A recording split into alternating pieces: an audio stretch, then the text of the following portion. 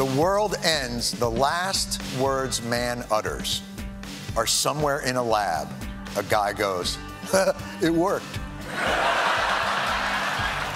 That was Jon Stewart on The Late Show with Stephen Colbert last month, contemplating, well, the end of the world. The pandemic has brought new attention to the types of unlikely but possibly catastrophic dangers that usually go ignored. One of them is hiding right under the surface of one of America's most picturesque spots, as Brooke Silva Braga reports.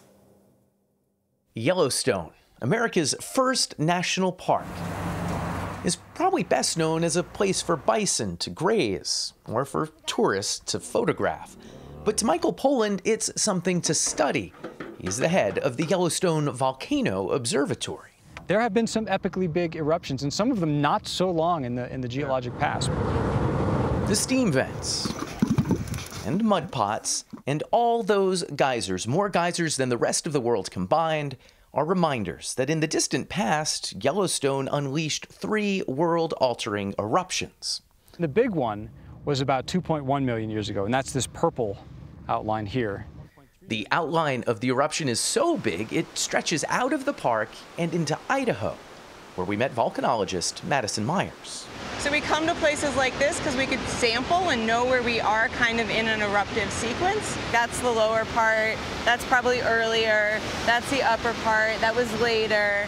We had that big volcano in Iceland a few years ago, we remember. Oh yeah. The volcanic cloud has closed the skies over the UK, the Netherlands, Scandinavia, and northern France and Germany. How many times bigger is that one? Ooh, like probably 4,000 times bigger. The scale of that potential destruction is why Yellowstone means yet something else to Brian Walsh. What's the sort of really unlikely but potentially catastrophic outcome if a bunch of bad things all happen at once? Walsh's 2019 book End Times argues we should think more seriously about very unlikely but potentially world-ending dangers. The table of contents reads like a Hollywood pitch meeting. I'm just calling up to tell you something terrible has happened. Warning of the accidental nuclear war of Dr. Strangelove, the asteroid impact of Armageddon. It's what we call a global killer. Even the unwelcome visitors of Men in Black. Does the alien invasion concern you? Well, I wouldn't say it concerns me as much as some of those other risks, but if it did happen, we'd be screwed. They would be so much more advanced than we are. But human advances worry him too. The threat of climate change, or a bioengineered supervirus, or AI-powered robot soldiers. Are we just scared of things that are new, or do we think this is a moment of particular peril? No, we're absolutely in a moment of unique and growing existential peril. Because of our own efforts, we actually are in more danger than we ever have been before. So Walsh wants more funding for technology that might actually help our odds of survival, like the Catalina Sky Survey, which looks for nearby asteroids. And how often do you find them? All the time. We last year we found over 1,500 new near-Earth asteroids. Eric Christensen runs the NASA-funded effort. Hate to ask you the popcorn movie question, but do we think we could do anything about it, even if there was one coming? The answer may surprise you, and the answer is yes. There's already an effort to try it on a non-threatening asteroid.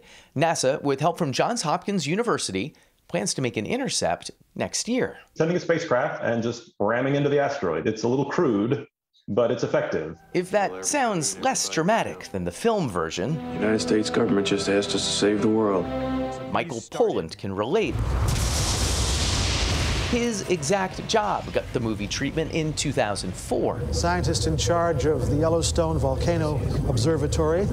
The BBC film Super Volcano envisioned mass volcanic devastation. That starts, yes, at Yellowstone. Have you seen the Super Volcano movie? I have, and it's entertaining. It was fun when I wasn't in this job. But now his job includes explaining that Yellowstone is in no condition to erupt in any of our lifetimes. And when I say no, there's not any sign that the volcano is awakening. Oftentimes people will say to me, that's exactly what the guy in the movie said. It's like, yeah, of course, it's a movie. In fact, Poland's takeaway from our current struggle with a very bad but not world-ending pandemic is that blockbuster-style dangers might just be distractions. I guess I worry more about a volcanic eruption that's a little lower on the scale, but still massive. Those sorts of eruptions are much more likely to happen on human life scales, or a small asteroid impact, or a pandemic that's frankly not so dissimilar from what we just lived through. We don't tend to focus on those because they're not maybe as sexy in terms of their devastation, but they're much more likely to happen, and they will have global impacts. On our visit to Yellowstone, there were no super eruptions or giant asteroids or nuclear detonations. But if the flickering thought of the end of the world helped us appreciate the scenery a little bit more, no, there was no harm in that. For CBS This Morning Saturday, Brooke Silva-Braga, Yellowstone National Park. Beautiful. Now, if the eruption happened at Yellowstone, a lot of other smaller things would happen before, so you would get some indication that something is going to happen. Really? Do you think? Is that what you learned on your Yellowstone it's one of the visit? things I learned. Yeah. I got in. But the Yes. bottom line, enjoy the moment, better. right? Enjoy the moment is sort of the takeaway I got, because we live in a world of risk and danger. Live in the moment. That's right, Elaine. We like that, Exactly. Elaine. Very zen. All right. Thank you.